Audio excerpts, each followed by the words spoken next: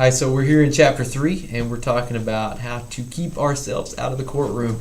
And this is an important chapter, probably the only class that will ever talk to you specifically about how to avoid landing in the courtroom with litigation against you. And so it does strike me odd that we don't consider all of the issues that could come up, especially as a coach, that could come up. And so that's one of the things that I want to do. Your book does a great job. It talks about torts. It talks about negligence, malfeasance, misfeasance, nonfeasance. What I want to talk to you is I want to look at timeout 3.3 on page 38. And it gives potentially negligent actions by coaches.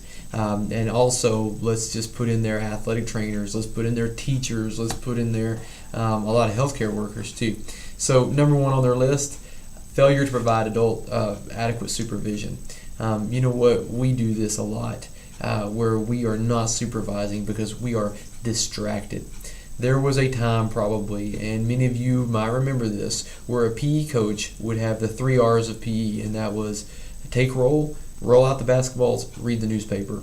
Very little supervision occurs when there's a free day in gym, right? So what are some of the factors that really cause distractions for us that we're not going to give supervision on? Well, we didn't plan appropriately, or something came up that needs our attention now, and so we just kind of assume that the group will take care of themselves. Another one that is probably the most destructive to us on our supervision is a cell phone.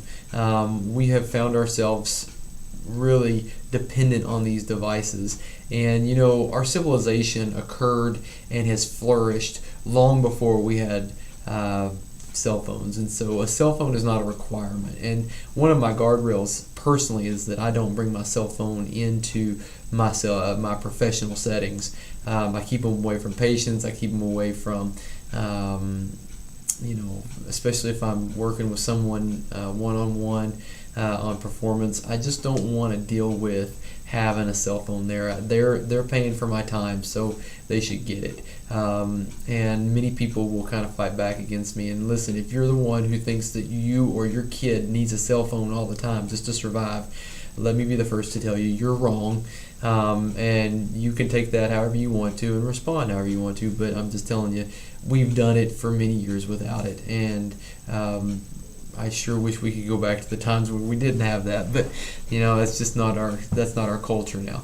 Let me move forward because I'm on a soapbox. Number 2, failure to provide competent personnel. Let me start this one off by saying, as a supervisor, you can delegate responsibility, but you cannot delegate accountability. What I'm saying here is it doesn't matter what you tell a person that works for you to do. What matters is that can you count on that person to get it done and get it done safely and not cause you to be in trouble because they did something incorrectly. You're going to want to hire good people who are going to take care of their business. And if you don't, let me tell you, they'll teach you that you want to. In the same respect, people that hire you want to know that you're going to be responsible and take care of your business. And so if you cause them problems and you start tampering with their accountability, you're probably going to lose your job. And so it works both ways. And keep that in mind. It's the golden rule. Do unto others as you would have them do unto you. Well, that's how we're going to employ this. Number 3 is failure to provide appropriate training and instruction. Listen, you're taking care of prevention of athletic injury. Some of you have taken first aid.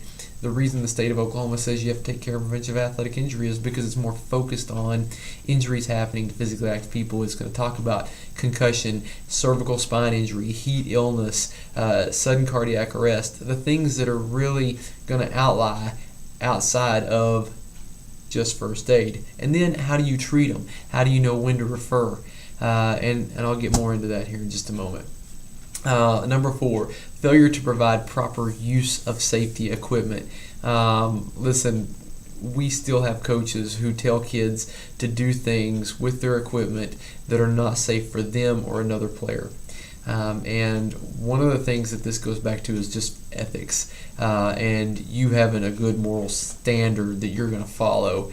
A coach is responsible for selection and purchase of equipment, but also upkeep of that equipment. And so it's important for that coach to know what that equipment can do if it's not in its appropriate working order. And so we have to go into the idea that we're going to check that equipment, we're going to make sure that it's functional, that it's safe, and that what we're putting on our kids is going to help them stay safe. The next thing is failure to warn of latent dangers. We hand a kid a piece of paper every year and we say, here, you need to sign this and your parents need to sign this. And it basically says that I realize that by participating in the sport, I may become permanently injured, disabled, or dead because of my participation. But does that really do us enough justice? Later in the class, I'm going to throw some videos out there that you by far could use as a resource to help explain some of these things. But there is risk involved, and we need to explain to people that there's risk involved. Listen, there's risk involved every time I get out on my bicycle on a major highway. There's risk involved every time I go for a run when it's hot outside. And I know those inherent risks, and I still do it. But we have to warn of those dangers that are a part of our sport. Next one is failure to provide prompt and competent medical care. I'll be the first to say that many times I have dealt with an athlete who is not expressing themselves appropriately about the injury that they've had. Maybe I kind of delay how fast I want to treat them because they're kind of being a little dramatic about what's happened to them. But many times we have to understand that we have to give due diligence to that person and we have to treat them as fast as we can. We can't wait. If you are going to go home and consider whether or not you made the right decision, then go ahead and send that person to the doctor. Send them to the ER. Don't go home and lose sleep or let yourself have one thought that you didn't do the right thing, because let me tell you, it is not going to cost you your career to send a kid to the ER, and it may cost you a career if you didn't send that kid to the ER. Failure to prevent an injured athlete from competing. We covered this a little bit in the second module, where a parent is persuaded by his kid or her kid to let them play. Kids are very good at negotiating with adults for some reason. I don't know why this is, but they are good at saying, listen, I'm okay, let me show you that I'm okay. And the adult in the situation assumes that the kid is intelligent enough to make that decision, and they let them make that decision. Well, that wasn't a good idea. So one thing we want to do is we want to make sure that coaches and parents are not the ones who are letting the kid make that decision. Always defer to someone who can be objective there. And then the last thing is failure to match athletes of similar competitive levels. And what we see is that sometimes kids are out there and they kind of make a bad decision because this kid's bigger, he's going to team up on this kid who's younger or smaller, and the next thing you know, you have a kid who's hurt because you didn't supervise that. So it goes back to step one. Any of these things can be found negligent, though.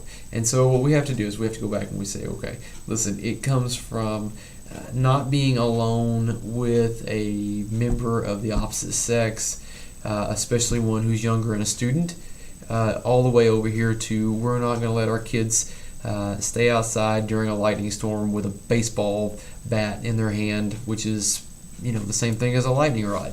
I mean, it goes all the way across that spectrum. Don't be negligent. Just think about the things in your sport that matter. And so what I want you to do is I want you to give me 3 guardrails, 3 things you're going to do to prevent yourself from being involved in litigation as a professional in your video summary below. Talk to you soon.